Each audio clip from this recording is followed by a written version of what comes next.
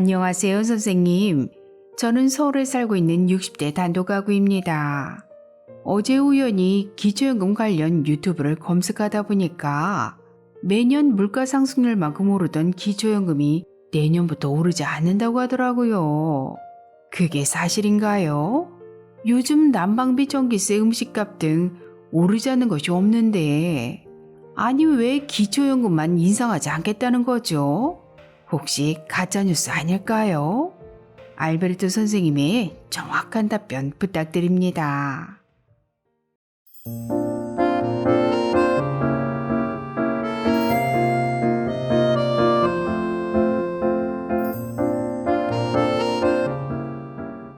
안녕하셨습니까? 행복한 인생의 이마 알베르토입니다. 2월 14일자 세계일보가 단독으로 보도한 연금 수령액의 자동 조정 관련 기사로 인해 이제 기초연금이 매년 인상되지 않으면 어떡하나 하고 걱정하는 어르신들이 많으신데요. 과연 사실일까요? 오늘 아주 정확하게 설명해 드리겠습니다. 먼저 2월 14일자 세계일보가 단독으로 보도한 기사를 살펴보면 연금 수령액 자동 조정, 보험료 기간 연장 유력이란 제목의 기사인데요. 그 내용을 살펴보면 정부가 연금개혁과 관련해 연금 수령액을 임금, 물가 상승률, 출산율 등과 연동하는 자동 조정 장치를 포함하고 정년을 65세까지 늘리면서 국민연금의 보험료 납부 기간을 연장하는 방안을 유력하게 검토하고 있다는 것입니다.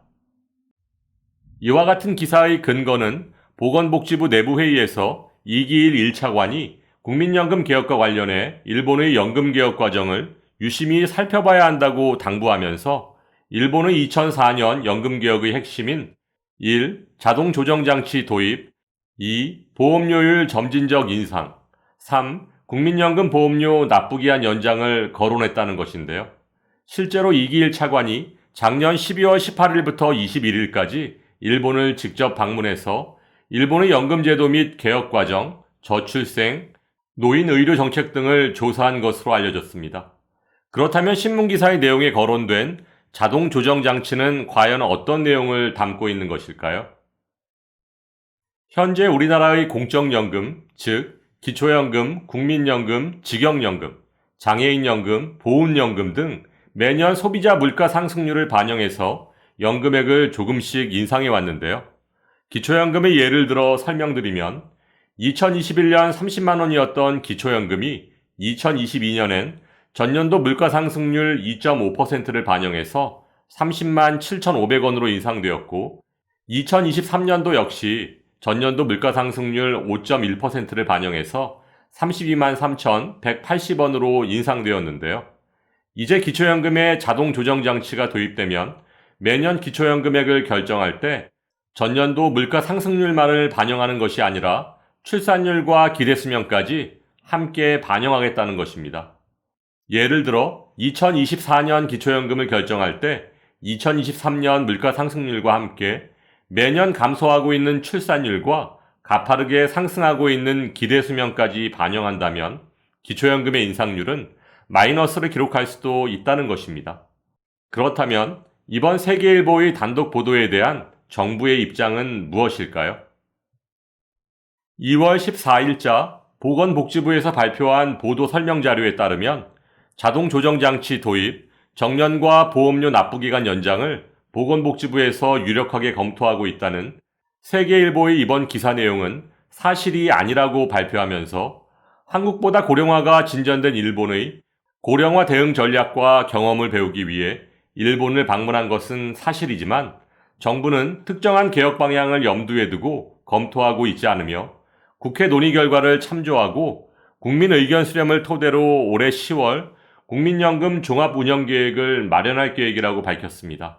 따라서 이번 세계일보의 연금개혁 관련 단독 보도와 이를 바탕으로 만들어진 일부 유튜버들의 영상은 가짜뉴스까지는 아니어도 아직 결정되지 않은 내용이라고 볼 수 있습니다.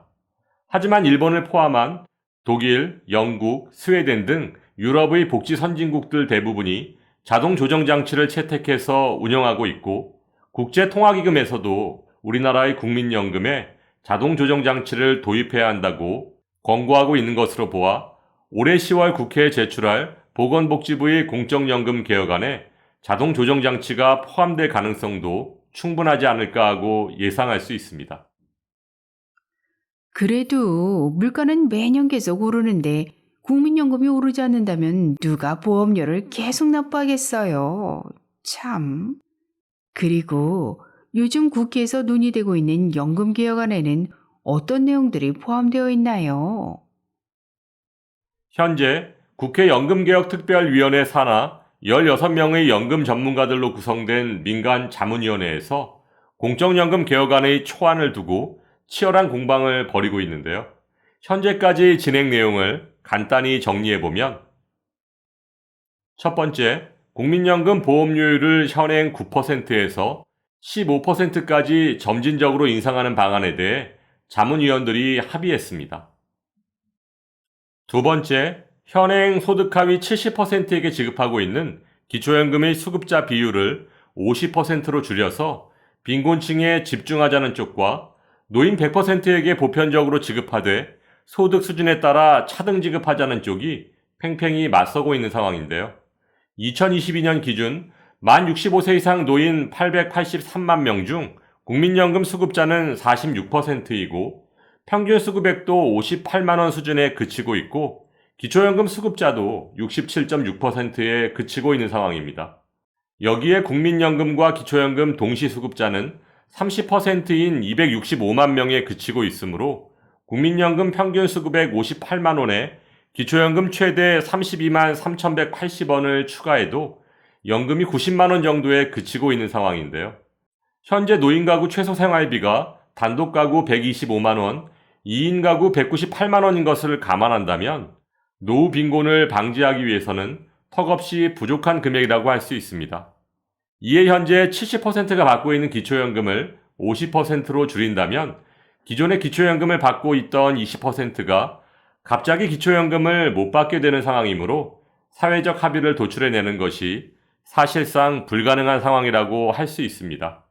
따라서 기초연금 노인 100%에게 지급하되 소득 수준에 따라 차등 지급하는 쪽으로 합의안이 결정되지 않을까 예상됩니다.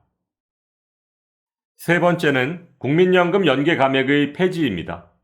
국민의 세금으로 지급하는 기초연금을 인상할 경우 가입자가 낸 보험료가 재원인 국민연금과의 형평성 문제가 대두될 수밖에 없습니다. 만일 기초연금을 40만 원으로 인상하게 되면 부부가구의 경우 매달 64만 원을 받을 수 있고 만일 부부감액까지 폐지된다면 매달 기초연금을 80만 원까지 받을 수 있는 상황에서 보험료를 10년 이상 납부해야 받을 수 있는 국민연금 수급자의 월평균 연금액이 58만 원이라면 과연 누가 국민연금을 납부하려고 할까요? 그래도 다행인 것은 현재 민간자문위원회의 전문가 대부분이 국민연금 연계감액의 폐지에 공감하고 있다는 것인데요. 따라서 이번 공적연금 개혁안에서 국민연금 연계감액은 반드시 폐지되어야 할 것입니다.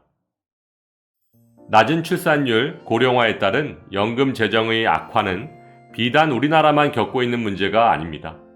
스웨덴, 독일, 영국, 일본 등의 복지 선진국들도 일찌감치 연금 재정을 확보하고 미래 세대의 부담을 줄이기 위해 연금 개혁을 실행했고 현재 어느 정도의 성과를 내고 있는 상황인데요. 연금 개혁의 후발주자인 우리나라의 경우 정말 조심해야 할 것은 연금 개혁에 대한 대국민 합의를 이끌어내는 것입니다. 스웨덴의 경우도 처음엔 정치권에서 찬반이 엇갈리는 등 큰 진통을 겪었지만 10년이 넘는 시간 동안 충분히 논의하고 국민을 설득하는 과정을 거친 덕분에 성공할 수 있었습니다. 따라서 현재 진행 중인 우리나라의 연금 개혁도 당장 눈앞의 정치적 유불리가 아닌 국민적 합의를 거친 진정한 연금 개혁으로 발전할 수 있기를 바라면서 오늘도 알베르토가 어르신들의 행복한 인생 2막을 응원하겠습니다. 행복한 하루 되세요. 좋아요, 구독, 그리고 알림과 공유는 좋은 콘텐츠를 만드는 힘이 됩니다.